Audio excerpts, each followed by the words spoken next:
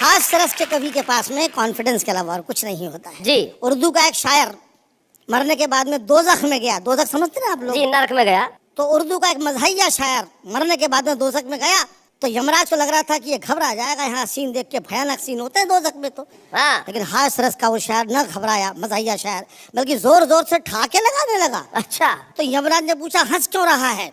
तो उसने कॉन्फिडेंस से कहा कि हमने किया गुनाह तो दोजख हमें मिली। हाँ। हमने किया गुनाह तो दोजख हमें मिली। दोजख का क्या गुनाह था दोजख को हम मिले? मैं बताता हूँ आपको, आज क्या जमाना बदल गया। आज की एजुकेशन, आज के बच्चे कितने शार्प हैं। किसी जमाने में बच्चे भोले भाले होते थे, आजकल केवल भाले होते हैं। क्योंकि टेक्नोलॉजी आ गई है, कंप्यूटर आ गया है, बच्चे कंप्यूटराइज पैदा हो रहे हैं। एक मास्टर ने बड़ा भोंडा सवाल बच्चे से पूछा कि 100 चूहे खा के बिल्ली हज को चली। ये तो कहावत है, लेकिन उसने हज को गायब कर दिया। अच्छा। और कहा खाली स्थान भरो। 100 चूहे खा के बिल्ली चली, बोलो। तो बच्चे ने जवाब दिया कि 100 चूहे खा के बिल्ली टेढ़ी मेढ़ी चली। तो मास्टर ने चांटा दिया, बे हज को चलिए बोलना था। बोले साहब रहने दो, 100 चूहे खा के बिल्ली अपनी जगह से हिल नहीं सकती, हज को तो क्या जाएगी।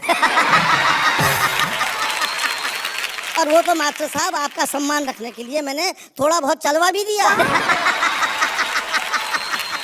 बहुत अच्छे। एक और मास्टर ने बच्चे से पूछा कि बेटा बड़े होके क्या करोगे? बच्चा बोला शादी करूंगा। मास्टर बोला वो तो मैं समझ गया, मैं तो ये पूछ रहा हूँ कि क्या बनोगे? बोले दूल्हा बनूंगा। अरे बोले यार क्या हासिल करोगे वो बता? बोले दुल्हन हासिल करूंगा। एक और मास्टर ने बच्चे से पूछा बता बेटा माँ और बाप में क्या फर्क होता है? बच्चा बोला सर माँ कहने से मुंह खुल जाता है, बाप कहने से बंद हो जाता है। वाह वाह वाह वाह वाह। बच्चा कहना चाहता है कि माँ के सामने हिम्मत लौट आती है, बाप के सामने हवा बंद हो जाती है। क्या बात, वाह वाह वाह। हम लोग तो कविताओं में एक्सपेरिमेंट करते हैं जी। जिंदगी एक्सपेरिमेंट का ही दूसरा नाम है। मुझे याद है कि एक जेल के अंदर रामलीला मनाई गई तो एक्सपेरिमेंट में जेलर को लक्ष्मण बना दिया। अच्छा। दूसरे दिन जेलर जो लक्ष्मण बना था सस्पेंड होके रो रहा था। किसी ने पूछा क्या हुआ? बोले जिस कैदी को हनुमान बनाया था वो बूटी लेके लौटा ही नहीं। आपको जो श्राद्ध पे खाने के लिए बुलाया था ठाकुर साहब ने, वो क्या हुआ था? अब वो ठाकुर साहब ही नहीं रहे। इन्होंने याद दिलाया है साहब, मैं भी ब्राह्मण हूँ, ग्वालियर में मेरी भी अच्छी रेपुटेशन है। अच्छा। श्राद्ध पक्ष में मैं काफी ओवर बुक हो जाता हूँ। एक ठाकुर साहब मेरे पड़ोस में रहते हैं, श्राद्ध पक्ष में आए, बोले चौबे जी मेरे पिताजी का श्राद्ध है, आपको खाना खाने आना है। मैंने कहा ठाकुर साहब मैं श्राद्ध का नहीं श्रद्धा का खाता हूँ। क्या बात है, वाह वाह वाह वाह वाह, बहुत अच्छे। ये समझा नहीं। बोले क्या मतलब? मैं कहा जब तेरे पिताजी जिंदा थे तब कभी क्यों नहीं बुलाया? तब कभी नाश्ते पे भी नहीं बुलाया, मरने के बाद में डायरेक्ट लंच पे बुला रहा है। मैं तेरे पिताजी का एजेंट हूँ क्या? मैंने कहा मैं तो नहीं आ रहा। तो ठाकुर बुरा मान गया, बोले नहीं आओगे तो अगले साल तुम्हारा ही मनेगा। इस बात से मैं टेंशन में आ गया। मैं उसके पिता के साथ में खाना खाने गया, पालती मार के बैठा, 3 घंटे तक नॉन स्टॉप खाया। अच्छा। ठाकुर भी मेरी क्षमता देख करके ऊब गया, बोला बीच में पानी तो पी लो। मैंने भी कह दिया बीच आने तो दे। ठाकुर ऐसा भागा फिर नहीं दिखा। इस देश में पेट की अनंत संभावनाएं हैं, पेट में कुछ भी कितना भी जा सकता है। मुझे याद है एक हाथी का ऑपरेशन हुआ, ऑपरेशन के बाद में डॉक्टर ने नर्स से पूछा अपने औजार तो गिन लिए, पूरे तो हैं? नर्स बोली डॉक्टर साहब औजार तो पूरे हैं मगर छोटे वाले डॉक्टर साहब नहीं दिख रहे। तो ये जो मेरा फूला हुआ पेट आप देख रहे हैं, ये खाने के मारे नहीं मस्ती के मारे फूला हुआ है। लोग समझते हैं बहुत ज़्यादा खाता हूँ, यकीन कीजिए मैं बहुत कम खाता हूँ। लोगों के गम खाता हूँ, हिंदुस्तान की हालत पर रहम खाता हूँ। आप मेरा भरोसा करें तो मैं आपकी कसम खाता हूँ। क्या बात, वाह वाह वाह वाह वाह। आज का ये एपिसोड चूंकि यात्राओं को लेकर के है, जिंदगी में तमाम यात्राएं अलग अलग प्रकार की होती हैं। एक यात्रा मैं भी आपको एक यात्रा पे ले चलता हूँ, एक अनोखी यात्रा पे। ओहो।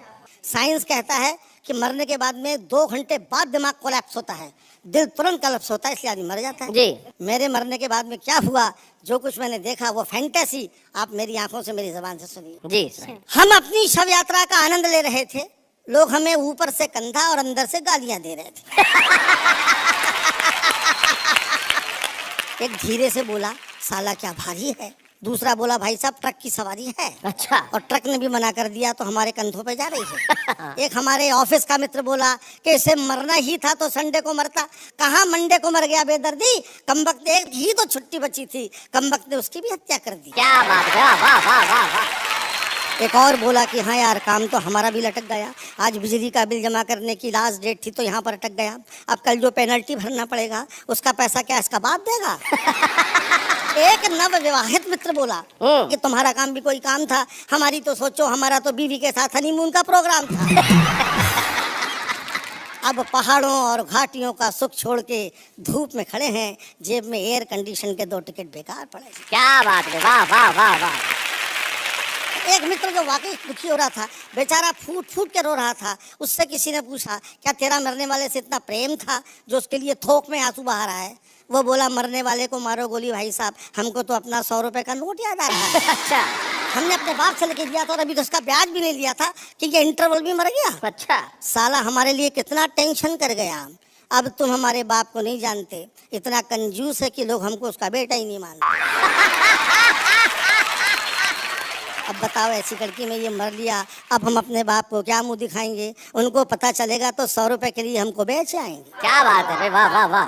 तभी हमारे मोहल्ले का कुल्फी वाला आगे आया और उसने अपना कंधा जैसे ही हमारी अर्थी को लगाया, कमबख्त के मुंह से आवाज आई ठंडी मीठी बर्फ मलाई। कोई पीछे से बोला कमाल है भाई, यहाँ पर भी धंधा, दुकान लगा रहे हो कि कंधा। वो बोला क्षमा करें, मुंह से निकल गया तो क्या करें, ऐसा नहीं कि मैं शव यात्रा के कायदे कानून नहीं जानता, मगर कमबख्त इस मुंह को क्या करूं जो नहीं मानता। जैसे ही कोई वजनदार सामान कंधे पर आता है, मुंह से बर्फ मलाई पहले निकल जाती। क्या बात है, वाह वाह। दोस्तों जून का महीना था, हर आदमी पसीना पसीना था। एक अर्थी ढोऊ बोला ढोऊ? यार क्या भयंकर धूप है। अच्छा। दूसरा बोला मरने वाला भी बड़ा बेवकूफ है, मरा भी तो जून में, अरे इस समय तो आदमी को होना चाहिए देहरादून में। ये थोड़े दिन और इंतजार करता तो जनवरी में आराम से नहीं मरता। क्या बात है, वाह वाह वाह वाह। अपन भी जल्दी से घर भाग लेते, जितनी देर बैठते सर्दी में आग तो ताप लेते। हाय हाय हाय हाय, भाई क्या बात, वाह वाह वाह वाह, बहुत। भला मरने के लिए जून का महीना कितना बोर है। कोई बोला कि हाँ यार सर्दियों में मरने का मजा ही कुछ और है। तभी पीछे से आवाज आई अच्छा बड़े भाई आप तो जनवरी में ही मरेंगे। वे बोले नहीं हम फरवरी में प्रस्थान करेंगे। अच्छा। जनवरी में हमारा इंक्रीमेंट आता है।